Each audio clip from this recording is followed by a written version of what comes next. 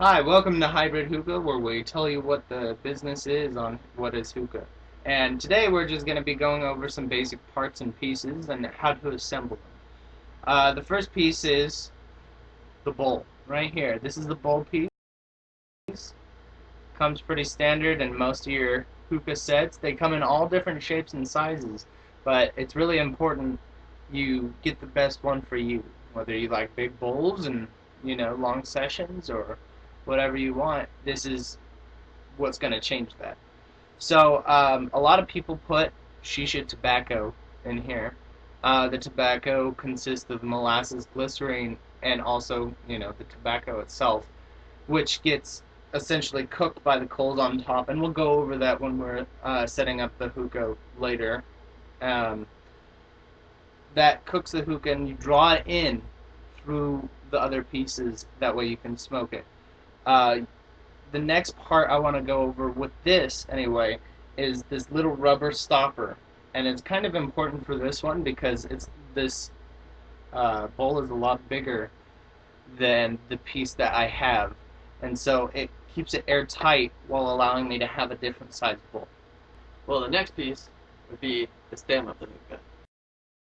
Uh, Most of them, not all of them though, have this thing on top, which would be an ash catcher. You can set your coals on it, it catches the ash, so it doesn't fall over all over the floor.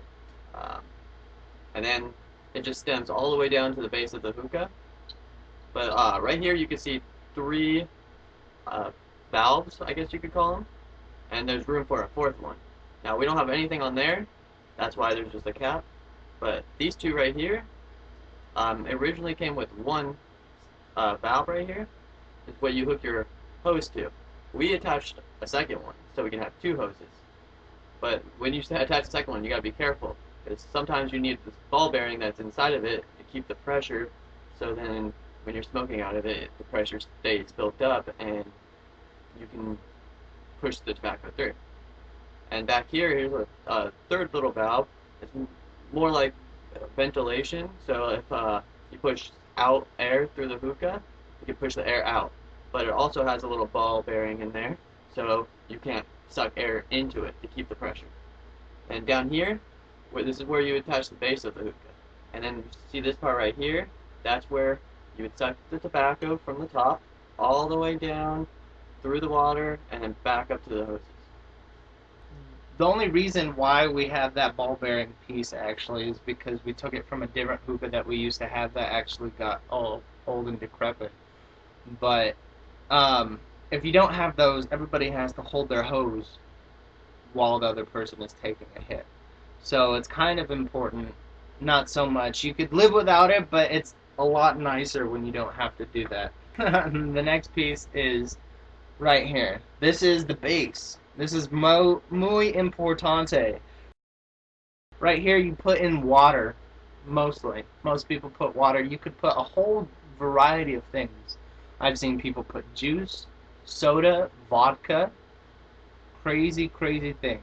The only thing that you have to be careful is juice. I'm sure you're aware of this. Gets sticky. It'll stick to the inside of there and make it a heck of a lot harder to clean. Another thing is people have put milk in there to make it more smoky. I don't recommend this. If you've ever left milk out for any period of time, it starts to curdle. I don't know if you've tasted bad milk. I don't know if that's your thing, but honestly, it's disgusting. And imagine that plus hookah. You're trying to get a good flavor going, and it's ruined by basically rotten cheese coming through your hookah, and it's just a bad day. Another thing that people like to do, which we're also going to cover in another video, is that they like to put ice in the base, and this is good for people who like thicker smoke. It some say it does take away from the flavor. Not for me, but everybody has their own preferences. One thing that you have to remember though, and I'll specify this in that video, is that you have to have a small layer of water, just a small layer. That way, it's cold water already. That way, when you drop the ice cubes in, it's not so much of a temperature shock to the glass, because glass has a funny thing where if you change the temperature too quickly, it'll crack, and it could ruin a perfectly good base. One of your favorites. This is one of my favorites. and I wouldn't recommend it. Another important thing with this is the most fragile part of your hookah besides your bowl. A bowl is usually made of ceramic clay that they've kilned and stuff like that. This is just plain old glass. And you can drop a glass, you can break a glass, you can break a hookah base.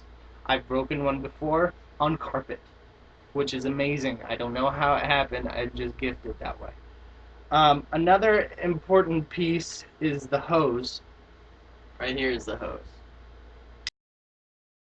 Now there's many different types of hoses. There's plastic, rubber, metal. This one, probably one of my favorite styles, is just plastic with rubber hosing. The plastic parts, you can see the two blue ends, the more blue ends, are just completely plastic, and you put one side into the hookah, and one side is where you smoke it from. And the plastic makes it really easy to clean.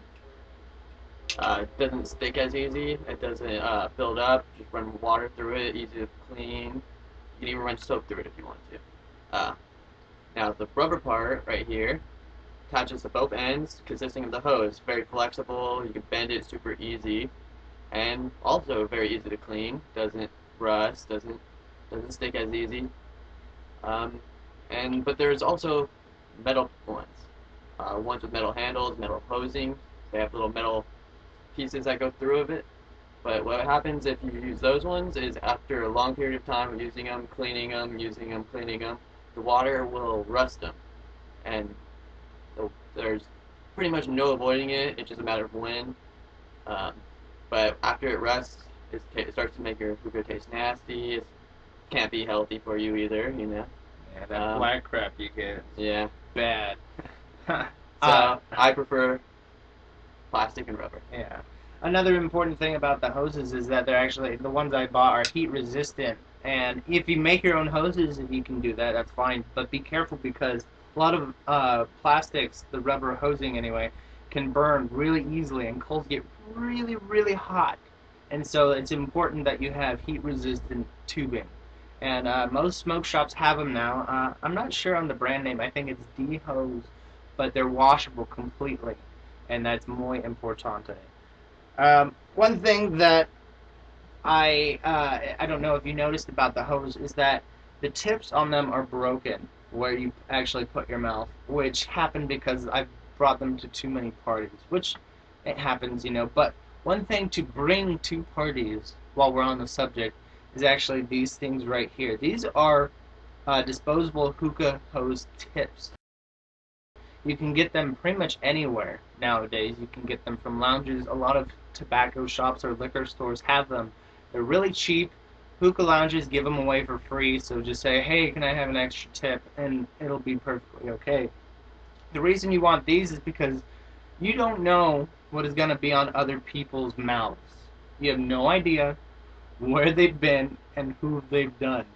So it's really important to have one of these. One for yourself especially. If you have two and you let everyone else smoke off the other one while you only use this one, that's good. It's kind of like a hookah condom. That's what I call them because they're the only thing protecting you from getting mouth herpes and diseases and all the other things dirty people do to their bodies. To each his own, but you don't want it. That's what I'm talking about. I think that's it. That's all the main parts of a hookah. If you liked our video, please subscribe, hit the button at the bottom, and leave some comments what you'd like to see in our future videos. And if you liked us, please like our video.